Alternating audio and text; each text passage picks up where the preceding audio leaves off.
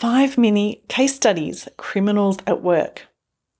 Last week's industry news was full of crimes and questionable activities related to food safety and fraud. I've chosen 5 to share with you today. Many have been successfully prosecuted and the perpetrators sentenced. Great news. And 1 remains under investigation. What the bad guys did. 1.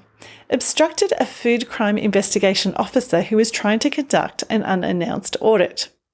A production manager who delayed an unannounced inspection or visit by preventing an officer of the United Kingdom National Food Crime Unit from entering the premises has been prosecuted and fined more than £12,000. 2. Sold their employer's poultry meat without authorisation, then destroyed the records. 2 men were sentenced last year.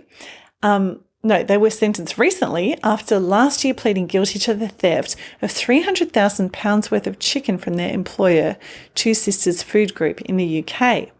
The men, a dispatch manager and his colleague, dispatched 84 shipments of poultry to a second company that wasn't a legitimate customer of Two Sisters and destroyed the records to cover up their actions. The owner of the receiving company was convicted of acquiring criminal property. He claimed he did not know that the cut-price chicken was stolen, but thought he was buying from a broker. Food traceability of the poultry products was compromised by the operations of the criminals. And number 3 in what the bad guys did was supplied floor salmon and self-dead fish.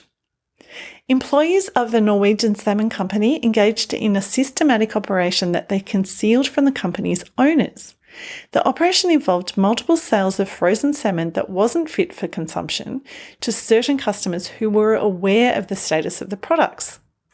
Around 20 customers, mostly in Eastern Europe, were able on request to knowingly purchase frozen salmon that was self-dead, damaged, sexually mature, or floor fish.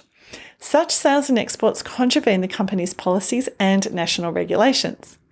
The irregularities were discovered during an internal investigation by the company's board, which commissioned experts to assist with the investigation and later recalled products and suspended employees. And floor salmon is obviously a risk when it comes to it is at risk of microbial pathogens.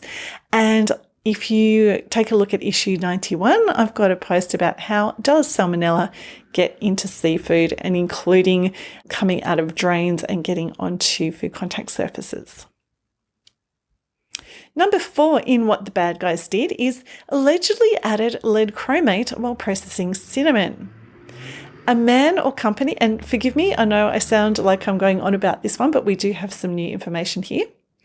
A man or company in Ecuador, Carlos Aguilera, processed cinnamon sticks sourced from Sri Lanka into cinnamon powder and allegedly added material containing lead and chromium during the process, before supplying the cinnamon powder to another company, Negasmart, which then sold it on to an Ecuadorian food manufacturer.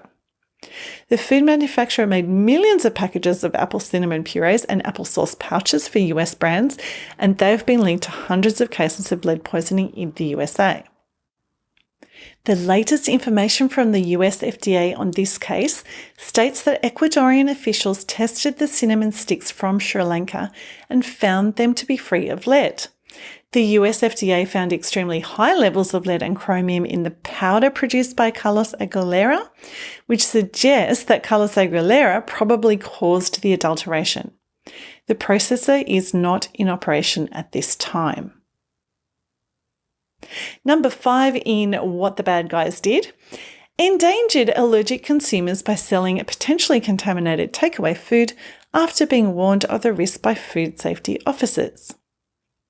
2 men have been prosecuted and fined over allergen contamination in takeaway food in the United Kingdom. In 2022, food safety officers purchased a meal from an Indian takeaway store in the United Kingdom, saying they were allergic to peanuts and the meal must be free from peanuts. Upon testing, the meal was found to contain peanuts. The business was then warned that peanut had been found in the food and told that this could have been deadly to an allergic consumer. 2 months later, the food safety officers returned to the business and bought another meal, again saying it was for a peanut allergic consumer. They were served by the business owners who said the meal did not contain peanuts.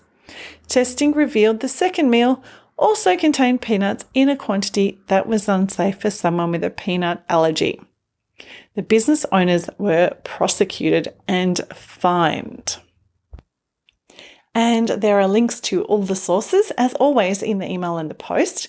And the takeaways from that little story are, while some food safety breaches and frauds go undetected, many are discovered.